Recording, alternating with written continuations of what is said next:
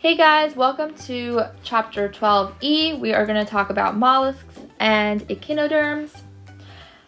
And this is a very interesting chapter. You will learn a lot about animals in the marine and terrestrial and freshwater, and you'll realize just how big this phylum is. And a lot has to do with because we just can't see a lot of these animals because they live in the water. But it's very interesting the way they adapt to their surroundings and how they survive day to day. So the first thing is the phylum that mollusks are classified under is called Mollusca, which is pretty easy to remember considering they both sound pretty much the same. And like I said, this is the second largest phylum because of the amount of species they have under it, which is pretty crazy to think that there's so much that we still have not discovered that are living in the ocean or even freshwater.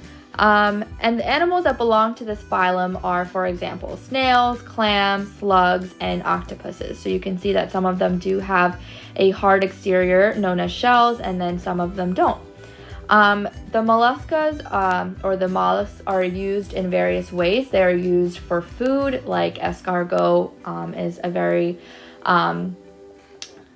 prominent dish in France and in Europe, where basically it's snail. People also eat other things like clams and scallops, and though it is a very huge part of our food chain, it's also important to remember that not all of them are safe to eat. Some of them are parasitic and can harm humans and plants.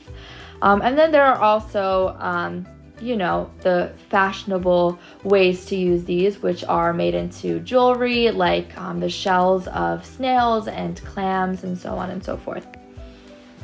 So there are three major classes of mollusks that I'm going to go over. The first one is called gastropoda, and basically this is mollusks that have one coiled shell like a snail. So it kind of, if you think of a snail shell, it looks coiled, and they have one valve, which is also known as univalve, because though they look coiled, they are actually just one continuous shell. They also live in marines, freshwater, or terrestrial areas, so they can be on land or the water. And examples of this are snails and slugs. The next class is called cephalopoda. And basically this is when you have mollusks that don't have a shell.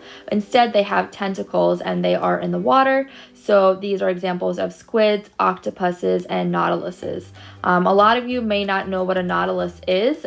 It's kind of a combination between a large snail and a squid.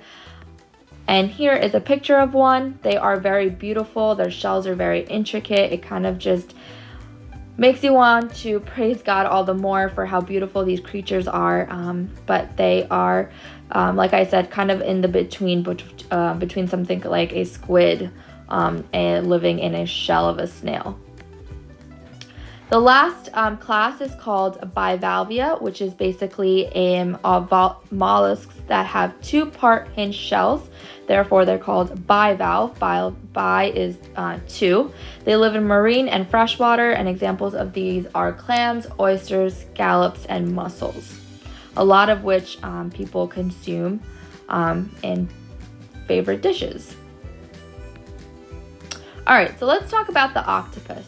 This is a mollusk that does not have a shell, and it doesn't have a shell, and it also doesn't have any really skeletal bones like humans have or other animals have, but they are very muscular, and that helps them with their movement to capture prey, to hunt, things like that. So octopuses, as you know, have 8 arms. Those arms are called tentacles. And on the lower part of each tentacle, they have something called discs. And these are these little suction-y things that allow these octopuses to grab things, to capture their prey, to move. If you guys have seen Finding Dory, you can relate to that octopus that helps Dory kind of get to find her parents, and you can see how quickly he's able to move, and a lot of it has to do with because of his discs, those suction cups on his tentacles. Octopuses also have the cool ability to regenerate. So if one of their tentacles gets chopped off, bitten off, they are able to grow it back, and then you can usually grow it back within a couple of days, like 3 days. This is not the same regeneration that we talked about with the worms in the last couple of sections with when they did asexual reproduction. This is more of the regeneration that comes to starfish. So here is a close-up view of tentacles of an octopus, and you can see their suction cups on them, which is really cool. And this is how they, like I said, move around, capture prey, and things like that. Okay, so octopuses, they have to hunt for live food, right? So they capture fish. They can be pretty aggressive when they do capture food to get them within the grasp of their tentacles. And they also usually have like squids, they have little beaks for teeth, which can be pretty sharp, so that they can ingest their food. They move very swiftly through the water. They're actually really beautiful to watch. And the way that they move is that they force water through a muscular tube that they have called the siphon. So that's the way that they're able to move very swiftly. And occasionally, we all know this, when octopuses get scared, they do release ink, which is not literally ink that you find, in a lot of pens, but it releases inky black fluid that is released into the water, and it kind of creates a smoky screen. And this is a way for them to kind of distract whatever animal is trying to attack them or consume them, and so that gives them time to escape. And there are other octopuses that also have the ability to camouflage with their environment, so they can change their colors and kind of be invisible to their predator and hide in different rocky, corally, sandy areas. So here is a picture of an octopus that has released its ink into the water as it's running away from its prey. And then here, if you can see that you can find the octopus in this picture, it is blending in with its environment, which is really cool. And it's right here, it looks kind of like a rock, but you can kind of distinguish that it might be a living thing. Okay, so let's talk about the clam.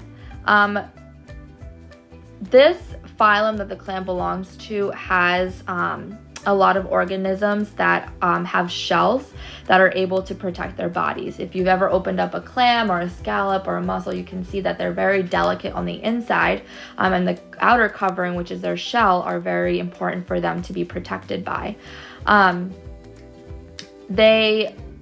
These types of mollusks, the clams, the mussels, the oysters, the scallops, they create these shells that are bivalves because you have a top layer and a bottom layer, and they're hinged together at one part, and they're able to open and close.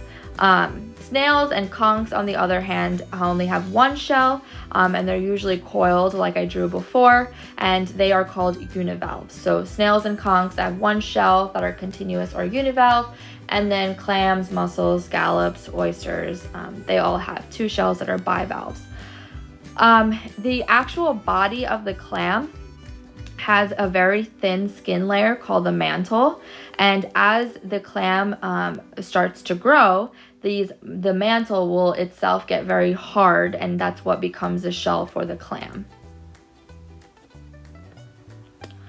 I don't know if you guys know this, but the way that a clam actually moves is that it has these things called a foot, like it has a muscular foot. And what it does, it kind of allows the foot to come out of the shell. It digs through and into the sand by extending the foot, and then it pulls the clam along as it goes through the bottom of the ocean. And they are also filter feeders, like we talked about with the sponges, so they are able to eat microscopic bacteria and algae that float through the ocean. So here is a picture of a clam as it has extended its foot into the sand and it's moving along. which is pretty cool. Sometimes if you have a clam that's alive on the beach or something and you let it sit for a little bit, and you know, it feels comfortable enough to come out, you can see that it will extend its foot. Okay, let's talk about echinoderms. Basically, these are also known as starfish, and they are ocean-dwelling animals. Another animal that is included in this are sea urchins, sand dollars, sea cucumbers, and all of these are examples of echinoderms. Now, if we look at the starfish specifically, it has a flat plate that's located just under the skin, so you can't usually see this, but what you can see are sharp spines that are on the outside that stick up through the epidermis, and this is to help the starfish be protected from other predators that might want to eat it. And the starfish also have a water vascular system that has tiny tube feet that kind of function like the suction cups on the octopus, and they are on each of the legs, which are also called rays of the starfish, and they help the starfish remain in one place or move. Starfish also have radial symmetry. So if I have a starfish,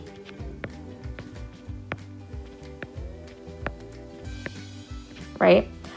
Radial symmetry is that I'm able to split up the starfish into kind of like equal parts. And it kind of looks like this, and I can split it up this way or this way. And they kind of are able to be split up into equal parts. Obviously, I did not do it justice. But a cool thing about starfish is that they can actually use their tube feet to open up the shells of clams and eat them. So just think how powerful their arms are to do this. So here I have a picture of a starfish. You can see that there are spikes on it. You can see kind of the inside of what it looks like, and you can also see the tube feet that I was talking about. Right here, it's pointing to, and then right here. So you can see the tube feet on the left side, kind of on the inside look of it, and then on the right side, you can see on the outside what it looks like.